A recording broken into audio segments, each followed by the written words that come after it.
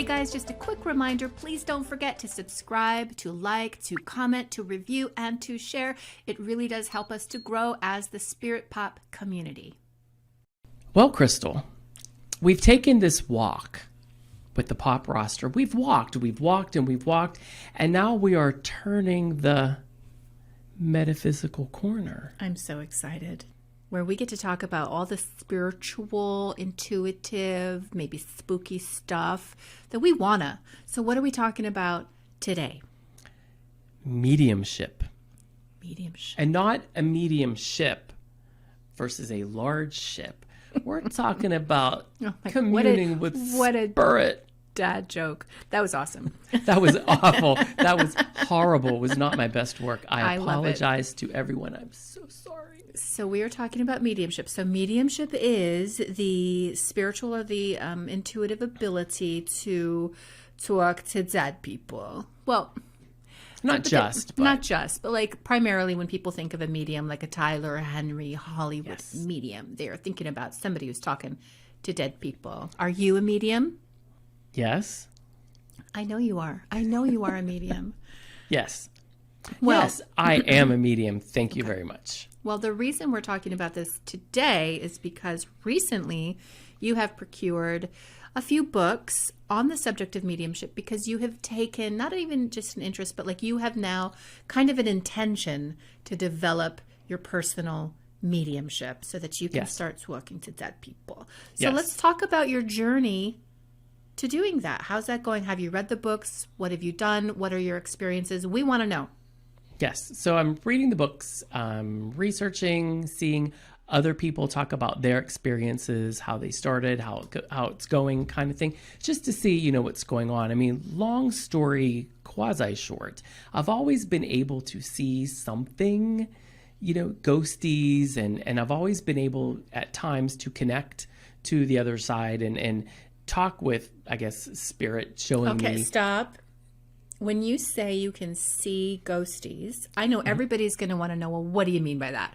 Do you see it with your eyes open in your room? Are you seeing it in your mind's eye? How is that happening? Well, when I saw the little girl that turned out to be my deceased sister that I didn't know anything about, it felt as a child like I was seeing her before me. I was interacting and playing with her. So I think at that point, I would say that I would imagine I probably was seeing it with my third eye, but it was such a strong connection projection that it felt like it was happening right before me because I would play with her all the time and talk to her. So that's that. Now, as an adult, when it happens, I, could be just having a conversation with you and I kind of start getting a feeling that someone has entered the room or a presence has come into the room. And then I might start seeing imagery. Sometimes I see like words flash in my mind's eye, so my third eye. And sometimes I will hear words. I don't generally hear sentences. Once in a blue, when something big is happening, I might hear a full sentence and it's very strong. It's a short sentence, very quick, very direct. Like I think I told you one time I was driving down the road and I was kind of trancing out a little bit. And I was, sort of jarred back in to, hey, don't be doing this while you're driving kind of thing. That was more of a sentence, but most of the time I get words or a slight phrase of sort. But I'm starting to understand that this is primarily happening in my third eye. Now I do sometimes catch shadows out of the peripheral, and sometimes not even a shadow. I will see my dog Raven that has passed, and it's not a shadow, it is Raven. I see her as she is. It's for a fleeting moment, and it's usually out of the peripheral. And so what I do is when I see it. Oh, sorry. Okay, sorry. No. Well, is it like a wavelength, or is it like an actual physical Raven that you're seeing? Is it like ephemeral or both, like kind of a hybrid of both? It's more like a hybrid because I can clearly tell it's Raven, but it's not 100% looking corporeal. Mm-hmm. But it doesn't wave, it doesn't shimmer. It's not. It's maybe smoky, but not. It's sort of translucent. It's like how in the old-fashioned movies sometimes when they did ghosts, it was like they were there, but they were not, sort of ethereal kind of. It's kind of like that, but I can See, when I used to do it, I'd immediately look all the way and it would be gone. So what I do now is when I catch it, if I'm looking and I see it out of the corner of my eye, I will stop, freeze, and just keep looking and acknowledge, sometimes verbally, sometimes just in my mind, and the connection doesn't go. And I find when you are jarred by what you are seeing, feeling, hearing, smelling, tasting, all of that, it will jar you right out of it. And you've said as much when we've talked about things. So I've learned to just sort of sit in the pocket of that energy, stay in that moment and not be, I don't want to say alarmed, but when you're activated. You don't want to get too activated. Yes. Because when you're trying to develop this ability, it's more about, you're meditating, and it's sort of weird because I feel like when I'm meditating, I'm going down deeper, but we're raising our vibration. So it's that sort of, you got to stay in that sweet pocket where you're here, but not, you're there, but not. And you're just sort of in that middle ground, sitting sweetly with it. Like, when you put on your bifocal glasses and you find that sweet spot, it really is finding that sweet spot with your energy. Bifocal glasses, I don't know what you're talking about. Okay, well, I'm just saying. Well, they're so cute now you don't even know. They're transition-y or whatever. It's very nice. It's lovely. But all I'm saying with that is, so when I do see things, it's a hybrid of... okay. It's not really, they're not 100% corporeal. They're not 100% ether. I can kind of see them in a murky kind of state. I understand. I know. To describe it. Yeah, I know what you're talking about. Like, it's dimensional. You can see it. It's not necessarily fully three-dimensional, but it's dimensional and it's present. So you've had various mediumistic experiences in your life, but what caused you recently to kind of refocus, create the intention to become a medium or to be more mediumistic? What caused that, and what have you done in order to manifest that? Well, I feel like a lot of things sort of changed after my mother passed. And I felt, she shows signs, she shows up. It's like there's still a connection. And we always said we would try to do that. I mean, way back even when I was a kid, I'm like, whoever goes first, we got to come back for the other. And so, I got involved with Reiki because I feel like I'm a healer. And I always want to help other people. And when I have had moments where something has shown up and I've been able to give that message, seeing the look on their face of oh my God, you've just told me something that has changed my life. And maybe they're in a sort of mourning, and you give them that message, which is uplifting and it's full of hope and love. And you realize that person is so okay having their spiritual journey, and you don't have to worry about them, and that they do kind of know what's going on in your life. It just, that moment with them, it's so powerful. And I feel like it's healing, and I, kind of want to heal the world. So I kind of feel like I should be doing that. And when I got involved with Reiki, and when I do Reiki attunements, spirit always pops in. And I feel like, so it's not just about doing the energy work. There are messages. And so I will say, hey, are you open to having a spiritual message? What do you mean? Well, I'm kind of getting the sense of your mom, grandmother, whatever. And I give a little bit of a message. And so it's kind of in addition to the attunement. And it's just the moment with those people. It warms my heart ball, and I get emotional and I'll get teary, and I'm like, I love that. And I think more people need to know that over there's a lot of great stuff happening for their loved ones, and that they are watching over. And then sometimes I even get messages about things that I don't think it's necessarily coming from a loved one, but it's coming from like our helpers on the other side, that is a message that will help them in their day-to-day life or something coming up. So I love that it's not just a message from your grandmother or your grandfather. It's, you're having some kind of challenge in your life, and this is kind of the energy of what's coming up. So I feel like you're helping them on a multitude of levels. So that's kind of why I decided to sort of shift a little bit and bring that in more, because it's happened so many times throughout my life, but it's not something that happened consistently. And I felt like, well, then am I ignoring a calling?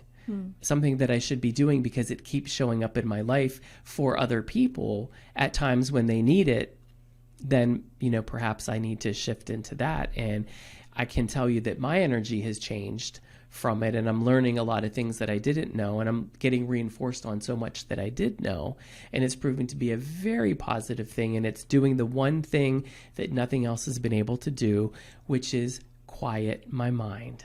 Oh, lovely. And that takes some doing, please Yes. let me tell you, because a lot of people say, I can't meditate because I can't quiet my mind. And, I don't necessarily feel you have to meditate per se to do that, but you do need to be able to still your mind a bit. Well, I should say you don't need to meditate. It doesn't have to be this long, drawn out, archaic, and what people sort of see it as. It really is kind of like mindfulness. You just, what I typically do to start out is I just sit in a chair. I don't lay down because I will fall asleep.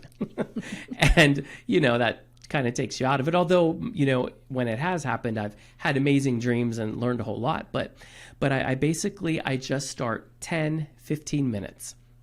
Sit in a chair, and it has to be a very comfortable chair. Feet on the ground. I generally take off my shoes and socks. You don't have to. I just do it because I like to feel the cold tile on my feet.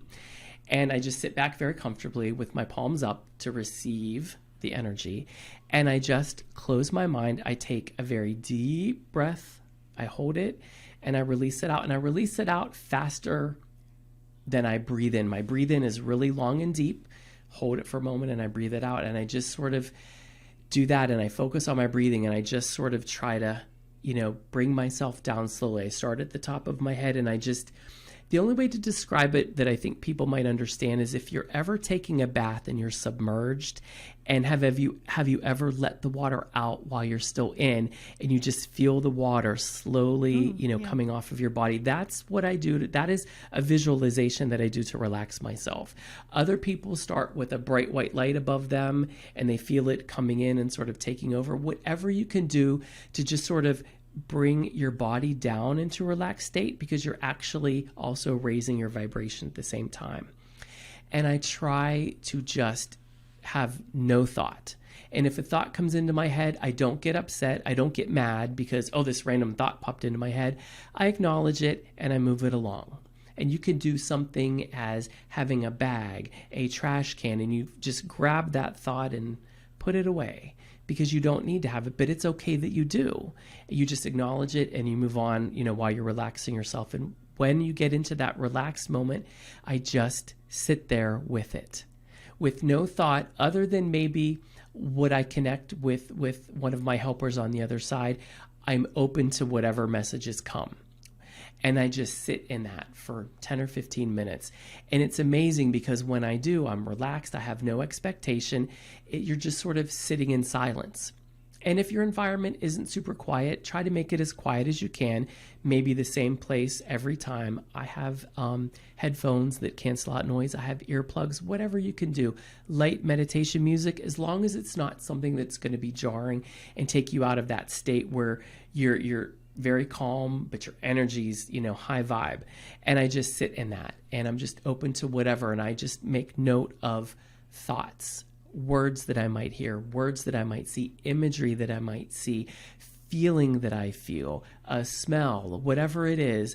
I just sort of sit in that. And I generally have a pad on my lap, and I'm not writing pretty because it's wherever my hand and the pen are at the time, but I just have my hand on the pen and I just sort of, if I see a car, I might write car. If it's blue, black, I just write all these things down that maybe make no sense. And you're not necessarily in a mode where you're giving a reading, but you're connecting and they're giving you imagery. And I believe it's your helpers showing you how they communicate with you, because they do learn from your daily life, the things that you see, feel, touch, smell, and your reaction to them. And that's the imagery that they share with you. So I always say, this is my new thing. Get a dictionary, get a thesaurus, read new words, because the more you get, the more ways you can learn how to say something, not just light bulb. but maybe the shape of it, the color of it, what you feel when you look at that light bulb, how does it illuminate you? All these things give spirit world helpers more ways to communicate back to you. Am I right? Yeah, I love that. That's great. So I do that, and I do it for like 10 or 15 minutes. I don't necessarily do a timer, but it's funny now because I set the intention, I want to do this for 10 or 15 minutes, because that's in the beginning about all I can kind of calm down for. And then I'm sort of back in, but I'll tell you, man, I feel so refreshed at the end of that. And I have such a different awareness that when I leave that, I always feel like I'm here, but like my other foot is not here. And that feeling will last throughout the end of the day. Oh, nice.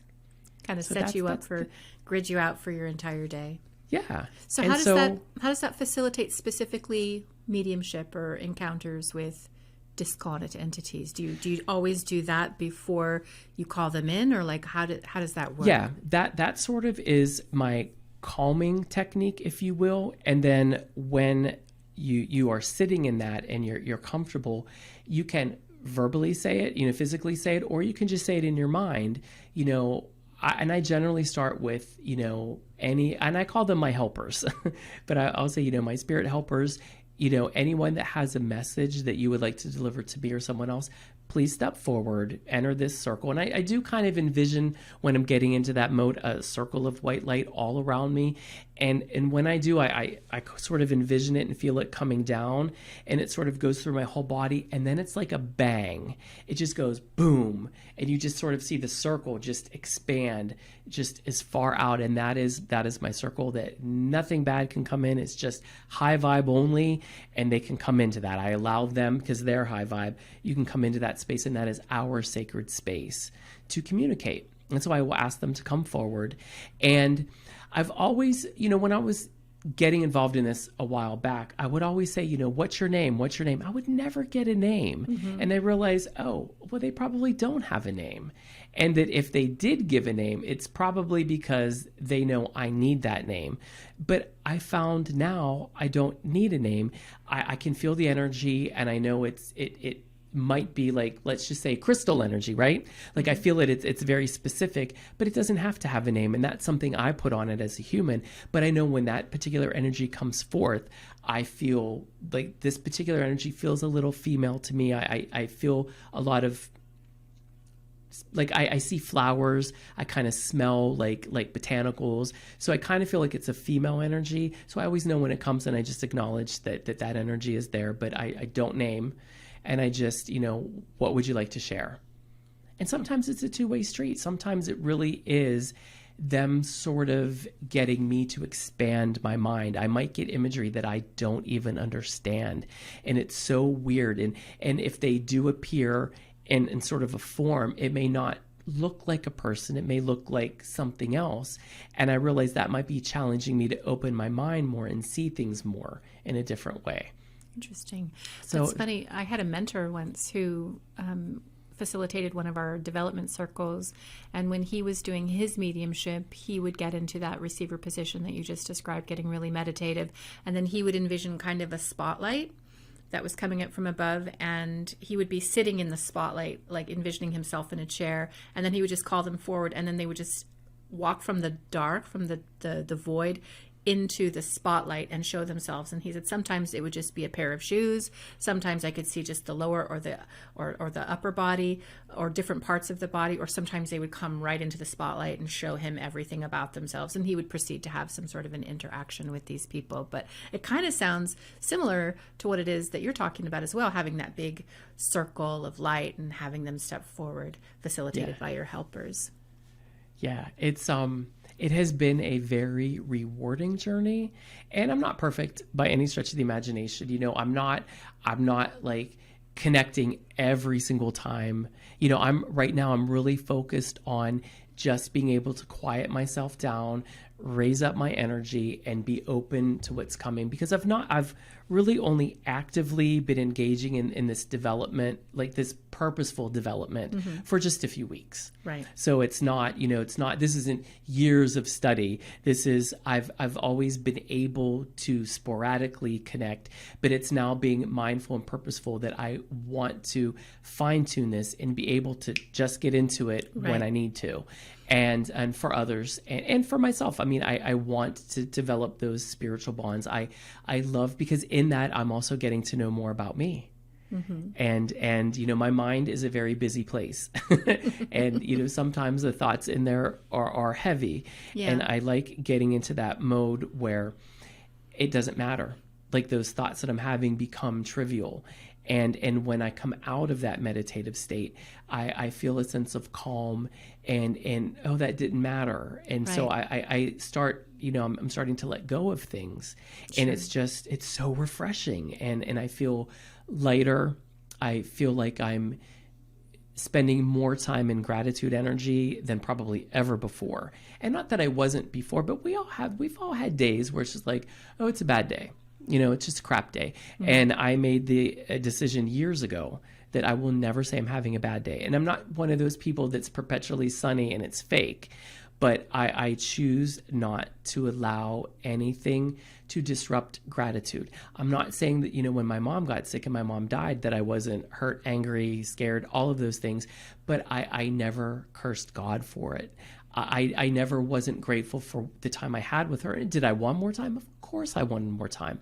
But I was grateful for what I had. And I realized you can acknowledge having a day that's challenging, but it doesn't have to be negative. And while I do believe, you can't be like, oh, I'm happy, I'm sunshine 24/7. Mm-hmm. That might be a little fake.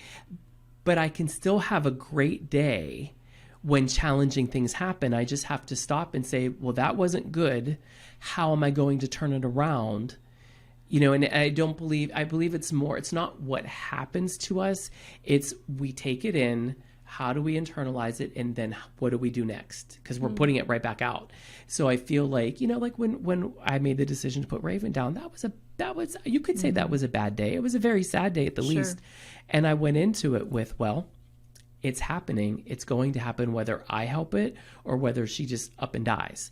And do I want her to suffer and be miserable, or do I want her to go out with a bang and in a lovely, beautiful, peaceful way? So I took what was a very sad moment and I turned it into a loving experience. Doesn't mean that I wasn't sad. Doesn't mean that I didn't cry, but I was so grateful to be able to have her, to give her the life that I did for the years that I did, and to be able to be there when she left. And that was the same thing with Mom, to be able to be there when she left. So I feel that staying as positive as you can, no matter what life throws at you, will help keep your energy high. Mm-hmm. And that's gratitude, right? Yes. And I think that, we entered in talking about mediumship, but we really kind of took a journey through meditation and presence and gratitude. And really that's the launching point. That's the launching pad for everything else. All of the signs, the wonders, the gifts of the Spirit come when we modify our vibration, or come when we enter into the space of that intention, or the space of that presence, being present with the I am, being present with Source. That's when the magic happens. And I love to just highlight the truth of that, because it's not about, oh, what can I do to be a medium? It's not about, oh, how can I be more clairvoyant or open my third eye? It is always about, how can I be closer to source energy? How can I be in alignment vibrationally with the all that is? Because once I manage to do that through meditation and everything you've just described, then all of the attributes of source, all that magic, all that serendipity, all that health and prosperity, all of that just naturally populates my life. I don't even have to try. And the gag is that when these things start to happen and you're so profoundly aligned, you really hardly notice them. You're just living a magical, intentional, and miraculous life. It's normal. It's part of the whole thing.